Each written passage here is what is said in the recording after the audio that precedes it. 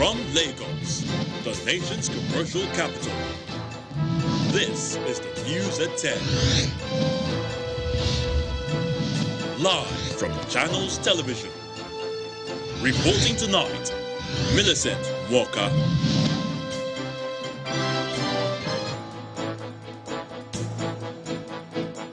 Hello and welcome. Tonight, insecurity, investing in Nigeria's military and a peaceful 2023 general elections dominate discussions of the President and the UN Secretary General at the presidential villa. A gale of declarations for presidential race as Governor Kayode Fayemi unveils his agenda for Nigeria, promises modern approach to governance.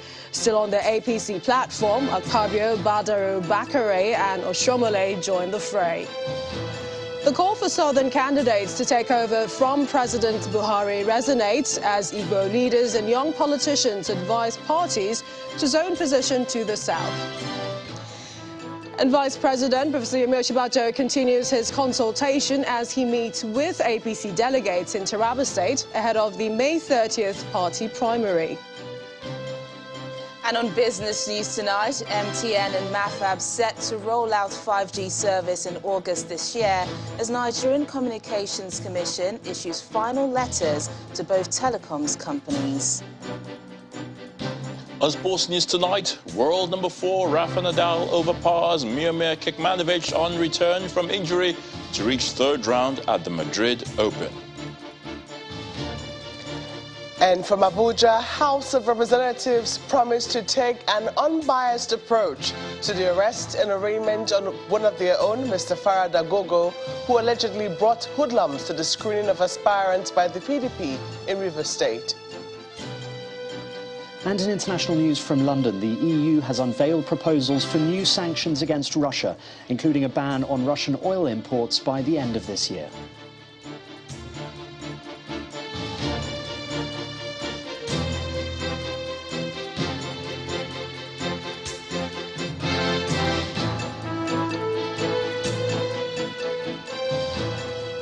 It is the second and final day of the visit of the United Nations Secretary General Antonio Guterres, and for President Muhammadu Buhari, who received the UN chief at the presidential villa, the visit provides a great opportunity for Nigeria to consolidate its relations with the global body. The president is particularly pleased that the UN scribe is visiting Nigeria at a time global focus is on the Russian invasion of Ukraine, and the implication of this is that the world has not forgotten Nigeria. The UN chief is, however, looking forward to a peaceful and credible conduct of the 2023 elections. Our correspondent Gloria Muzoke reports.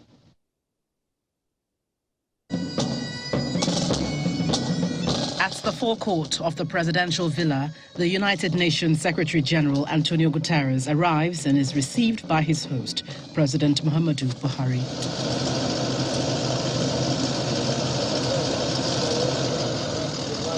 In continuation of his two-day visit to Nigeria, meeting with the president is crucial to advancing preliminary talks on the subject of insecurity and the humanitarian crisis in the northeast.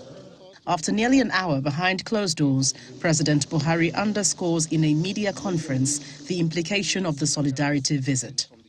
The importance of this visit cannot be lost on anyone in this country, indeed on the entire African continent. Coming at a time when the entire global attention is focused on the unfortunate situation in Ukraine, we in this region are feeling already that the world is forgetting about us. There can be no better assurance that the world is with us as we confront extremist terrorist organizations, hunger, and the enormous problems of dealing with millions of displaced people than this important visit. The subject of the forthcoming elections equally gained prominence in discussions between the two leaders.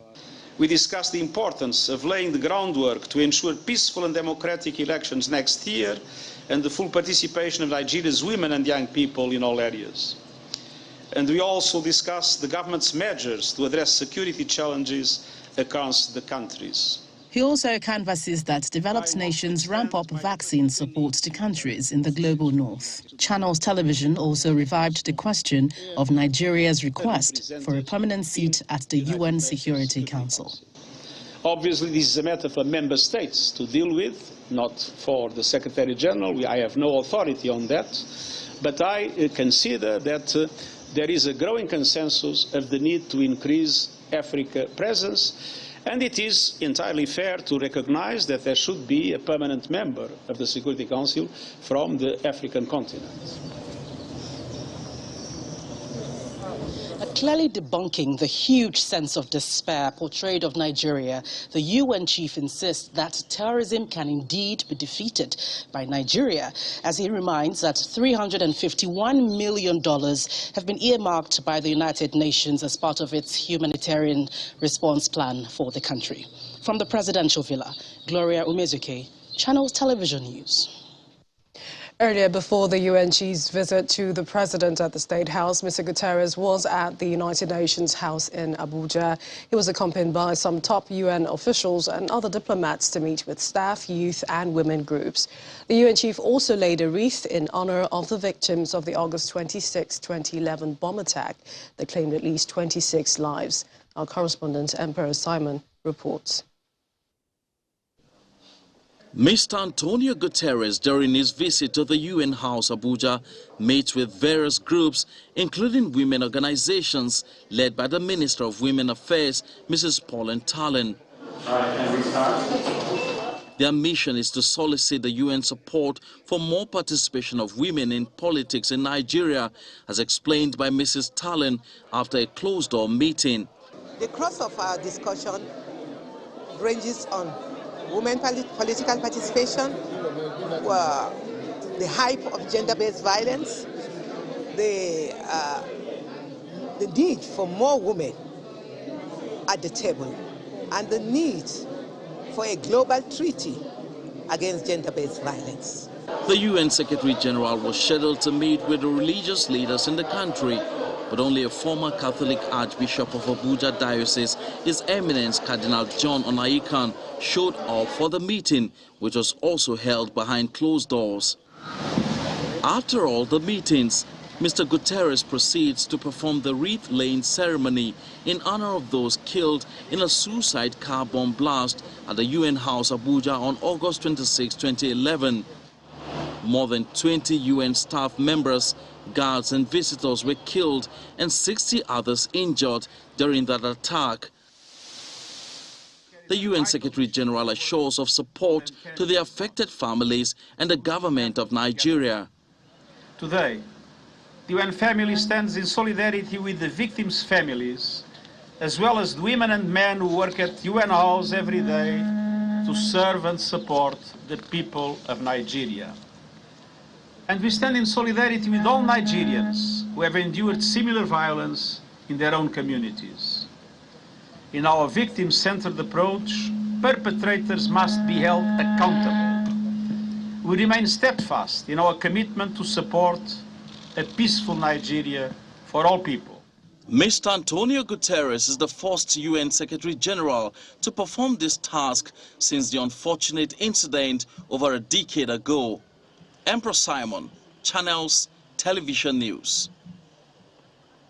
And for those who might be wondering how significant the UN Secretary General's visit to Nigeria and to other countries in West Africa is, well, you may have your answers, saying that the region has experienced political instability with the overthrow of the democratically elected government and their military replacement. It also comes as the Russian war in Ukraine intensifies. Well, this next report compares the Secretary General's visit against the region's challenges and demands.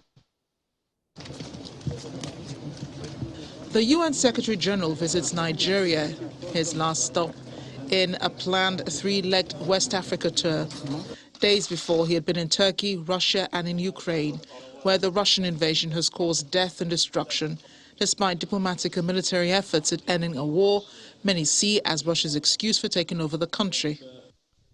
During his visit to Senegal, his first stop in West Africa, Mr. Guterres reiterated his thoughts on the war in Ukraine and its impact on Africa. He described the war as a human tragedy which can have a dramatic impact on economies, in particular those in developing countries. He spoke about a triple crisis that exists in Africa: food, energy and finance, as a result of the war in Ukraine, saying the invasion was producing an alarming effect on a world economy already battered by COVID-19 and climate change. Before the Secretary-General's visit to West Africa, the region had experienced a series of military coups over the past 3 years, heightening fears of political instability.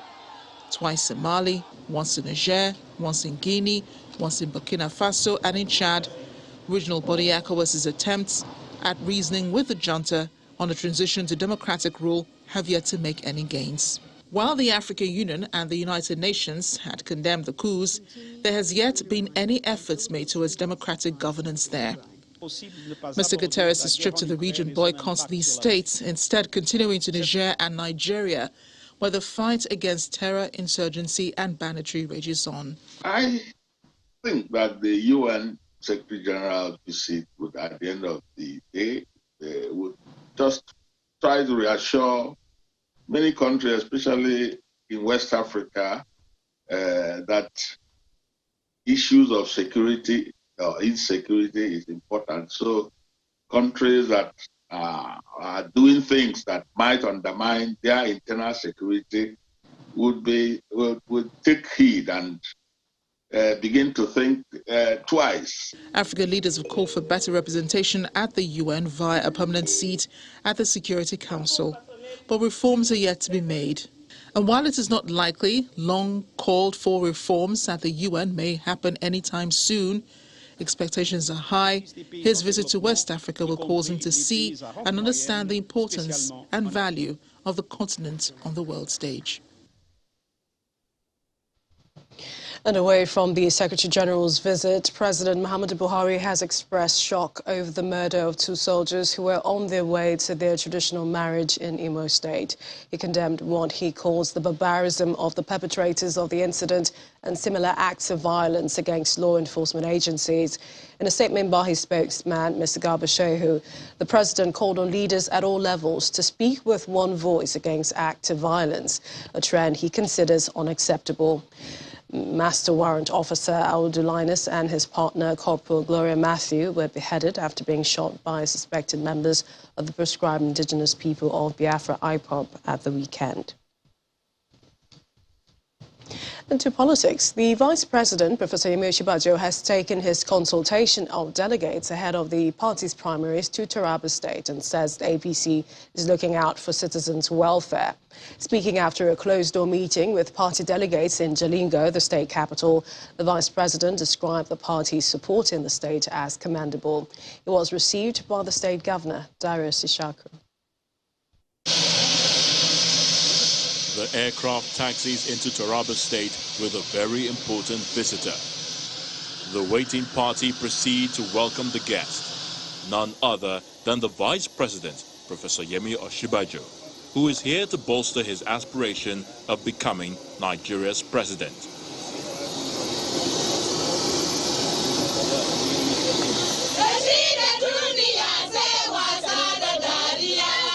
The Vice President arrives the venue where a consultation with delegates is scheduled. And after the warm welcome, he is ushered into this hall for a closed-door meeting.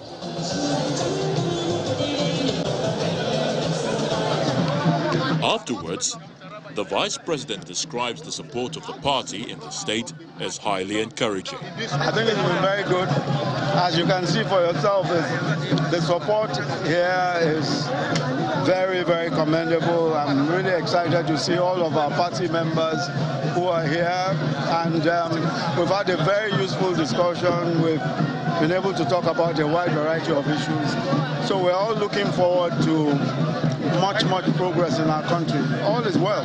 One of the party leaders in the state gives a summary of what was discussed. Beyond campaigning for votes, he's looking for partnership. That's just what brought him to engage and interact with the delegates, to tell them what he has for them. And of course, the major thing he said is that he believes that he has a lot in store to improve all sectors of the Nigerian economy, if elected as president. And he wanted us in Taraba to support him because he also has some programs for Taraba State. From this reception, the delegates have shown there is a high level of trust in the qualities of the Vice President to lead the country come 2023. In part two, after the break, it's a day of declarations as more presidential hopefuls on the platform of the APC, Governor Kayode Fayemi, Senator Godswill Akpabio, Governor Mohamed Badaru, Pastor Tunde Bakare, and Comrade Adams Oshomole all join the race. Please join us again.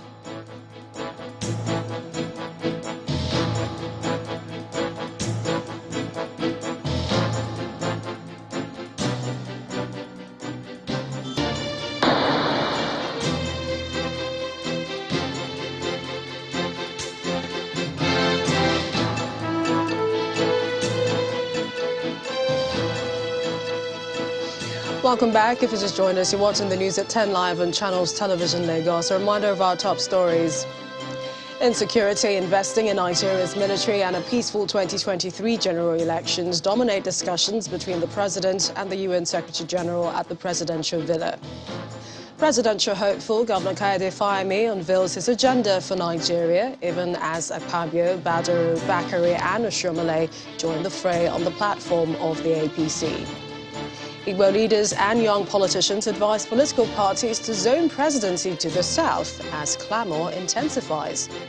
And Vice President Professor Yemi Osinbajo continues his consultation as he meets with APC delegates in Taraba State.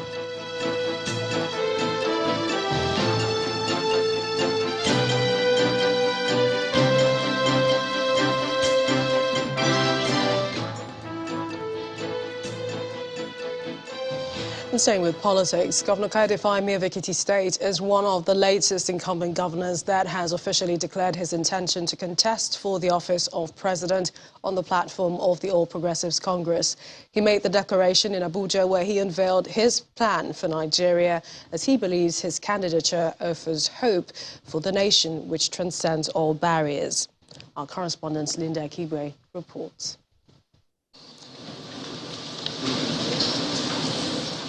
The venue is ready, guests are seated, and the stage is all set for the Ekiti State Governor, Mr. Kayode Fayemi, to officially declare his intention to run for president. His running mate, Politicians, traditional leaders, members of civil society organizations, women and youth groups, and of course the media are here to listen to Governor Fayemi unveil his plans for the country if elected president. Your Excellency. Governor Fayemi joined several other presidential aspirants under the platform of the ruling All Progressives Congress, APC, to officially make their intentions known to contest for the presidential ticket. You say what is son? Some guests re-echo these achievements. In 2016, we had issued a joint statement with Global Rights and Follow the Money, saying that 30 children had died in Shikira community, Kagara local government, Niger State. With your joint intervention, over 300 children's lives were saved.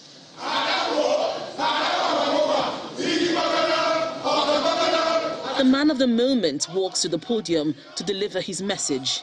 Indeed, to arrive at this point, I carried out a long and deep self-introspection with the help of my wife, Bisi, and other family members, my friends, my political associates and professional colleagues. I am convinced that my entry into the race will offer our members and Nigerians the opportunity to examine competing visions for national rebirth in the best interest of our country. Governor Fayemi shares a bit of what he hopes to be the core of the Nigeria agenda under his watch. We can expect the retooling of our armed forces, intelligence agencies, and our border guards will be pursued in tandem with an overhaul of our policing system and the phasing in of bold, universal social policies that will enable us decisively tackle poverty and upgrade human capital and security. After offering himself as a leadership figure willing to work with Nigerians for justice and progress, Governor Fayemi answers questions from journalists and members of civil society organizations. These questions touch the nerve of what ails the country. We are all here getting ready for 2023. And a lot of our children, they are in the forest with Boko Haram, terrorists, whatever they call them.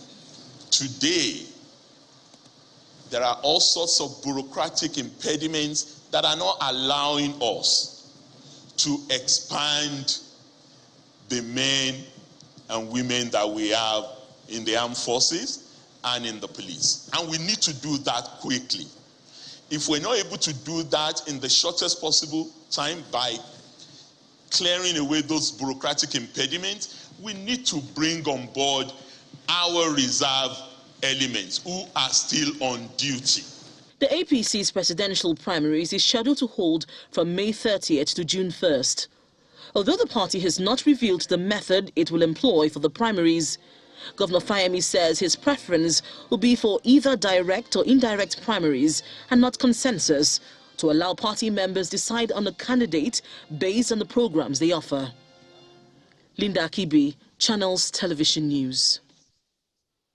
In the meantime, the political wind is still building in the ruling All Progressives Congress as the list of presidential aspirants of the party swells by the day, with the former Akwa Ibom State Governor and Minister of Niger Delta Affairs, Godswill Akpabio, joining the race today. Mr. Akpabio declared in Ikotekpene, Akwa Ibom State. Also expected to join the race is the senior pastor of the Citadel Global Community Church, Lagos, Pastor Tunde Bakare, who is said to have consulted with the party's leadership and is set to officially declare next week, Monday. And the incumbent governor of Jigawa State, Mohammed Badaru, has quietly purchased the APC expression of interest and nomination forms to run for the office of the president. Meanwhile, the former governor of Edo State, Comrade Adams Oshomole, has officially declared his intention to run for the office of president come 2023. Speaking in Abuja, Mr. Oshomole says if elected president of Nigeria, he will revive the textile and automobile industries, which, according to him, will provide jobs for the youths in the country. What is the problem in our educational sector? I was involved in the mediation during the presidency of President Shehu Musa Yar'Adua of blessed memory. Even though I was in ACN, he invited me on account of my experience as a former president of Nigeria Labour Congress to mediate between ASU and government. And it was in that agreement, to my recollection, that the salaries of professors were fixed at between 400 and 500,000 naira a month. That is about 12 years ago. Just last week, I had a conversation with a professor who had been a vice chancellor, and he wants to return back to the classroom at the end of his tenure. As a vice chancellor, his salary has increased to 1.4 million. But when he returned back to teach, his salary will drop to 450,000 naira a month, because that is the salary of a professor. My dear brothers and friends, how realistic in the world of today for Nigeria as a country to pay a professor 450,000 naira a month.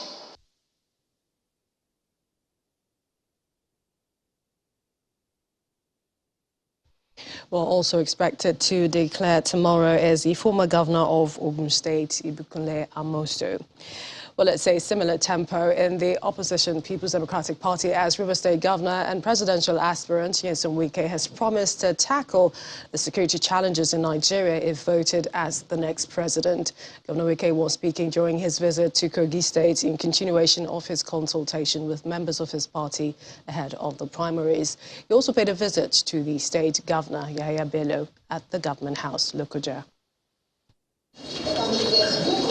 The race to the presidential seat is on for the River State Governor Nyesom Wike, who is in Kogi State to rally the support of his party men and women.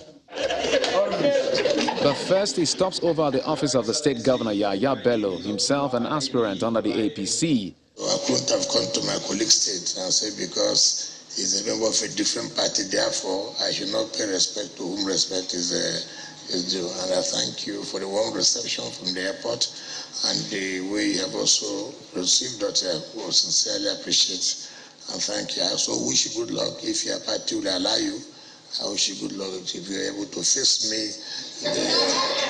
Governor Bello uses the occasion to say why he's also in the race. Your purpose of visit is exactly why myself am in the race. To be able to build on the successes and achievements of President Muhammadu Buhari. Governor Wike leaves here to join some party leaders and members of the PDP at the state party secretariat. It didn't mince words in promising to fix security and other sectors in the country, needing urgent attention. It doesn't matter where you are from the north, whether you are from the east, whether you are from the west, or from the south. Who can bail out Nigeria now? Two former governors of the state are here to receive him. I'm saying it without a thought of doubt that if not for your sake, I don't know what PDP would have been today. Where our country is now is very terrible. And to get out of it, you require a man with an understanding of the situation, a man with the capacity, a man with the ability, a man with the vision, who can develop a mission to get out of this hole. In a matter of weeks, the PDP will decide who becomes the party's flag bearer, and Nyesom Wike is confident to lead the party to victory if given the mandate. Still ahead on the news at 10, we'll head to the nation's capital where plenary of the House of Representatives resumed today, plus the latest on the attack at the Imo Flow station that left 2 dead. Please stay with us.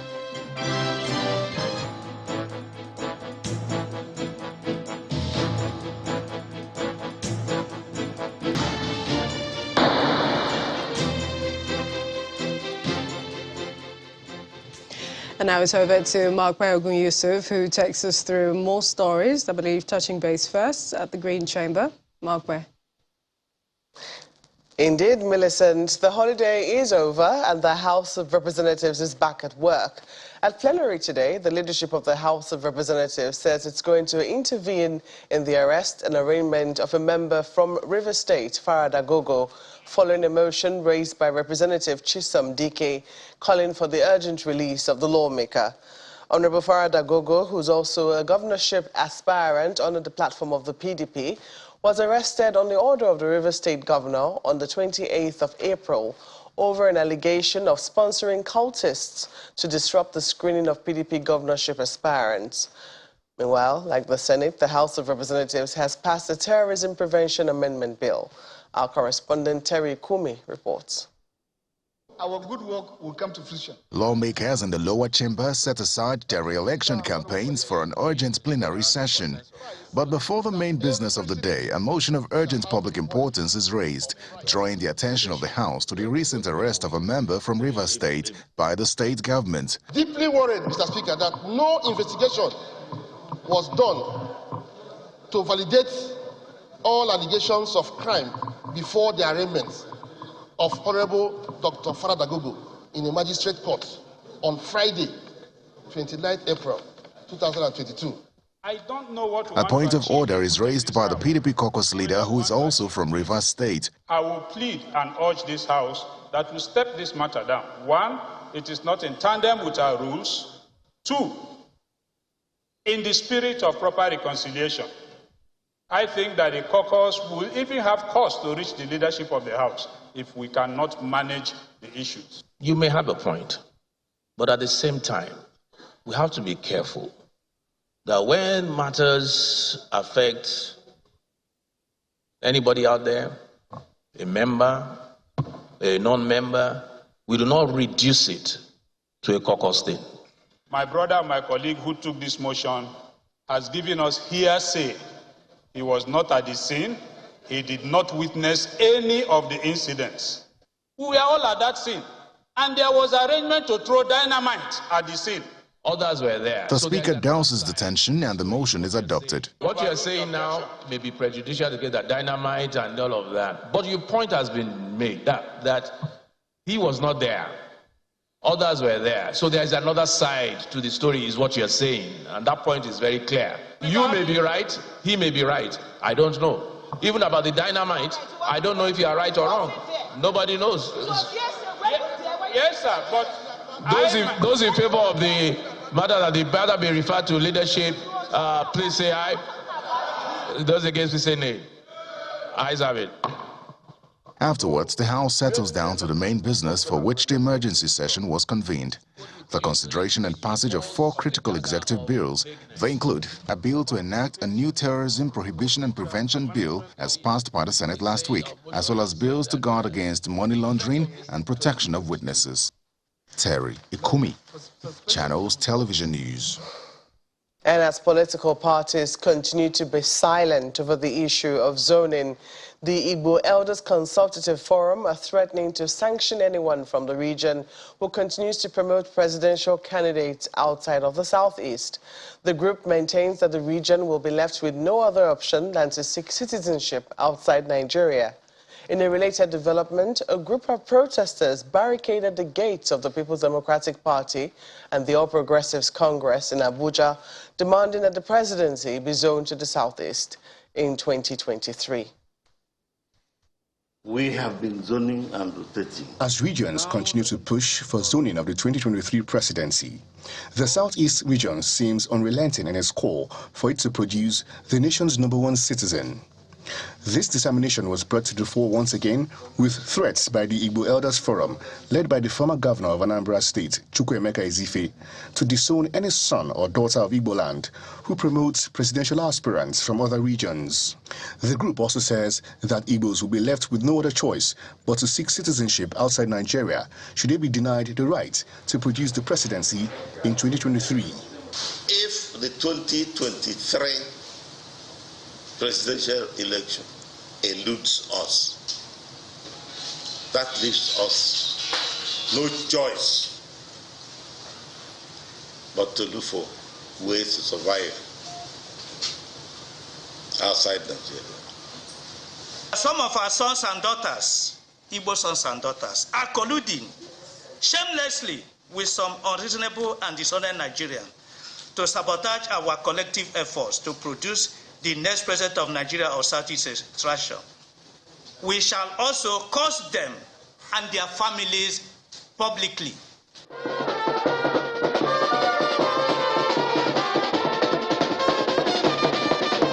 In a related development on zoning the presidency to the south, dozens of protesters stormed the headquarters of the People's Democratic Party in Abuja, demanding that the next president comes from the south. The group says its protest is targeted at the 2 major political parties, the PDP and APC.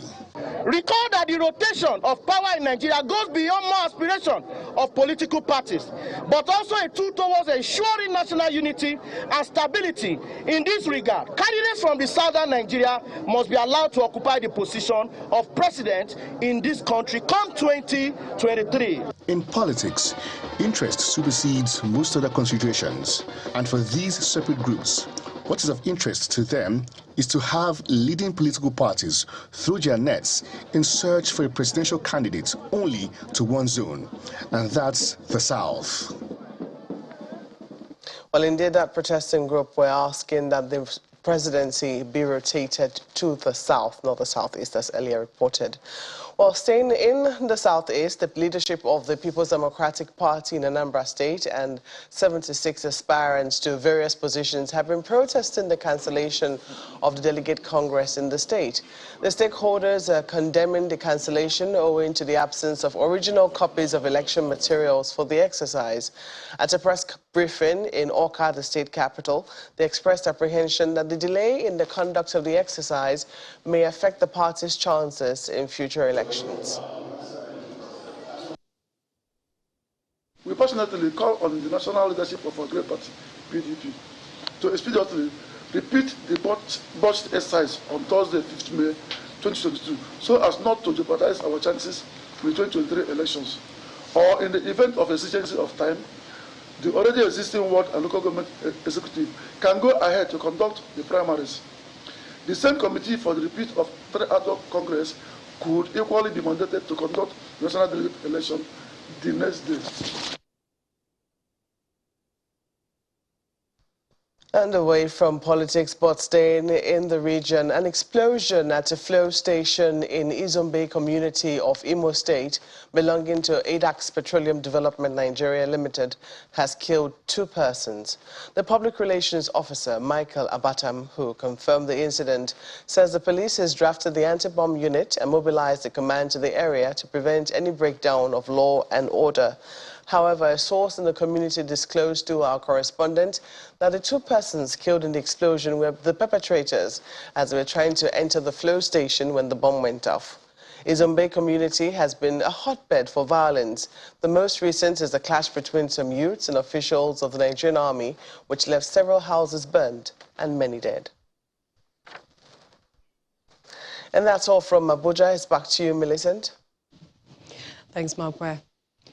Motivation and encouragement are great measures in the workplace. This is part of submissions of the chairman of Choice International Group, Chief Diana Chen, at the maiden edition of the company's annual conference in Lagos. She also charged the management staff to help build subordinate around them. This is the annual conference of Choice International Group, parent company of GAC Motors Limited, Gree Air Conditioner and Lontor. Staff and top management of the company are gathered at this first-of-its-kind event. This is not just a strategy meeting for the group, but one designed to bring star staff to share their experiences of climbing to the top.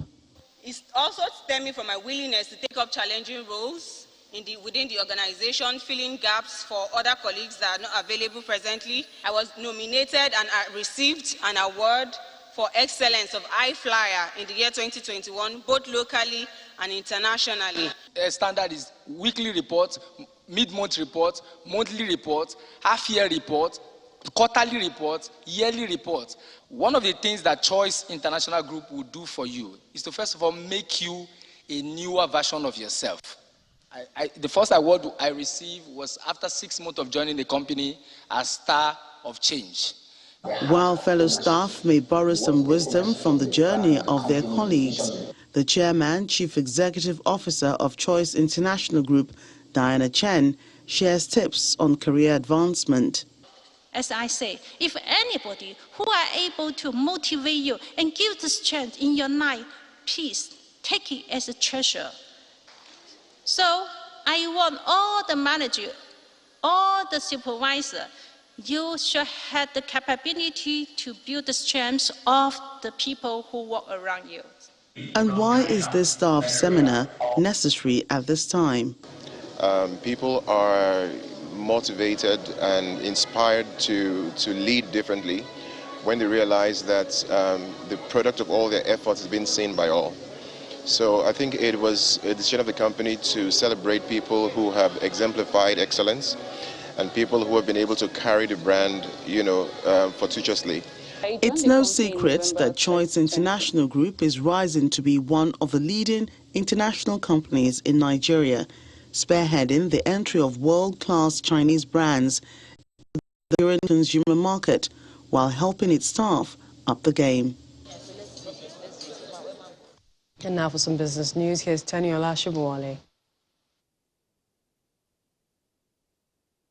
Banking, so easy, so simple. Dial star 894 hash now to experience it. You first, First Bank.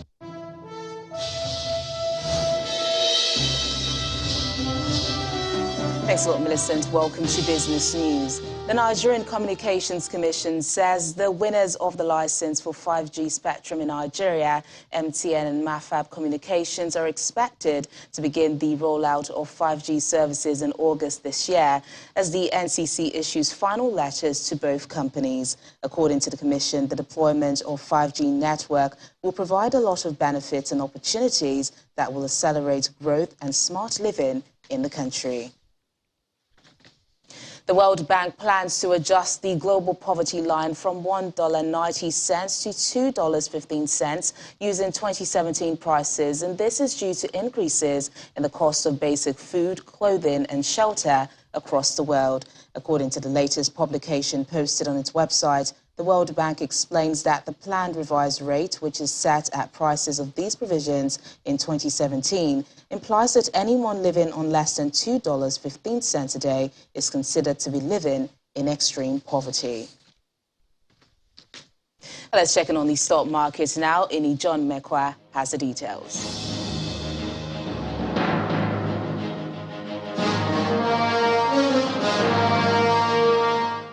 Thank you so much. Welcome to the Stock Market Report. Well, for the very first time in its history, the overall value of Nigeria's stock market hit the 27 trillion naira level as trading resumes from a two-day break. What a great way to start the month of May and a great way to get the bull out. Well, that sound you heard is a sound of celebration because not only did the market's value break record, the benchmark all-share index of listed equities also crossed the 50,000 naira level, and that's a level that has not been seen in 14 years.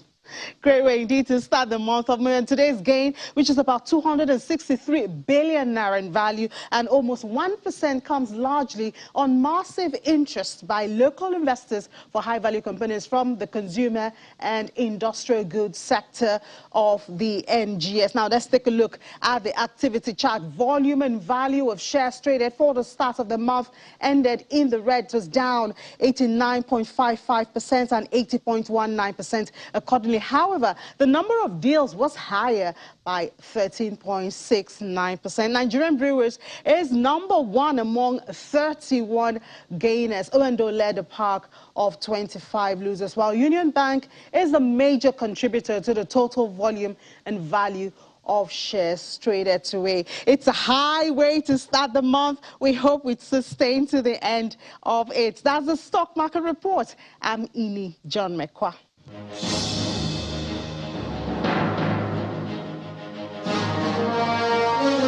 Let's take a look at the closing numbers from major markets around the world.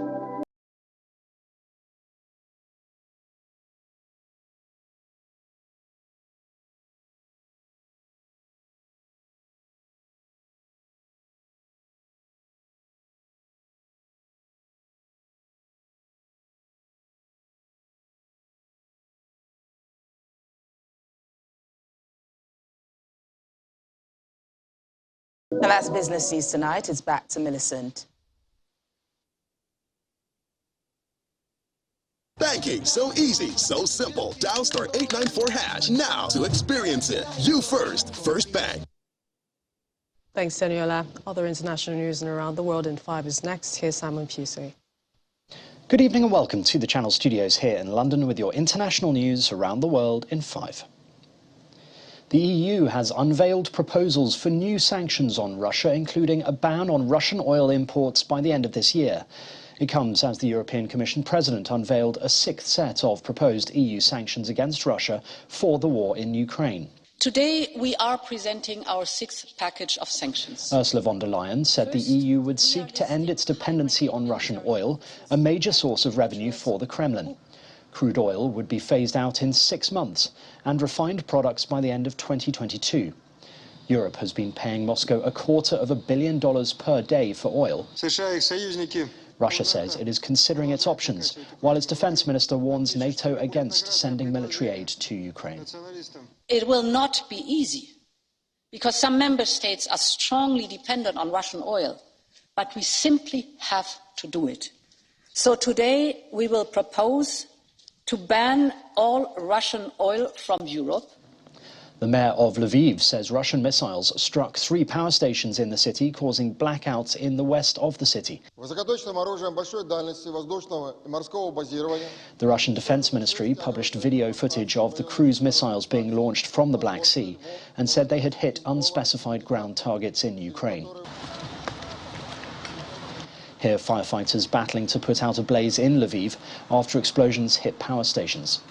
and in the light of day, charred metal debris could be seen lying amongst the power station's infrastructure. It's the latest tactic used by the Russian army to try and disrupt Ukrainian resistance. South Korea says North Korea has fired a ballistic missile toward the sea off its east coast about a week after Pyongyang vowed to develop its nuclear forces at the fastest possible speed.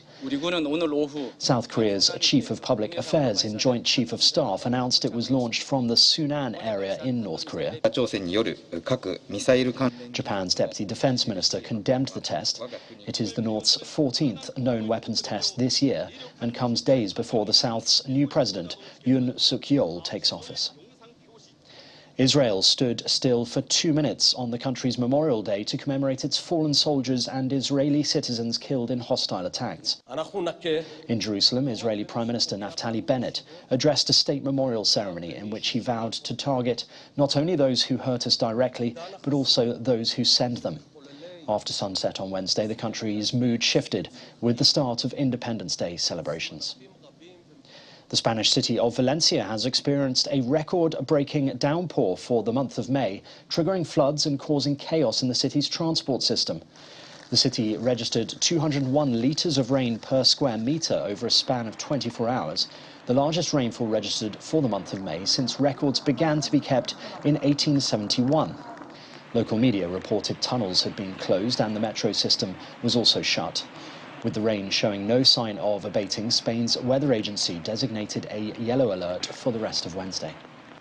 The world's only non-ooplets, 9 babies born at the same time, are in perfect health, according to their father, as they celebrate their first birthday. He said they were all crawling now, with some sitting up. They are still in the care of the clinic in Morocco where they were born. He said their mother, Halima Cissé, aged 26, was also doing well. Justin Bieber has revealed he suffered a little bit of an emotional breakdown after tying the knot with Hailey Baldwin and realised his marriage wasn't going to fix all of his problems. Speaking on Apple Music One, Justin said balancing his personal life with his music career had been difficult. First got married, I hit a little bit of an emotional breakdown because... He and Hailey tied the knot twice after rekindling their romance in 2018, first at a courthouse in New York City in that year, followed by a second ceremony with friends and family present at Bluffton, South Carolina in 2019. And finally, Argentina has prepared what it claims to be the world's largest Neapolitan Milanese to mark the country's Milanesa Day in Lujan on the outskirts of Buenos Aires.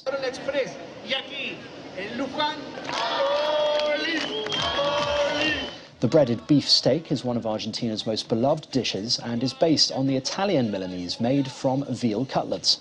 Officials said that although their record had not yet been certified by the Guinness World Records, they had it certified locally.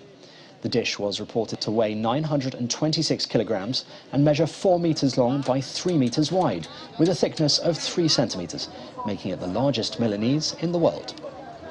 And that's your international news around the world in 5. Now back to the Channel Studios in Lagos. Many thanks, Simon. Karim Benzema scored an extra-time penalty as Real Madrid came from behind to beat Man City 3-1 in the second leg of their semi-final encounter and set up a Champions League final against Liverpool. With this result, it means Real Madrid qualify 6-5 on aggregate as they will face Liverpool on May the 28th in the city of Paris in France.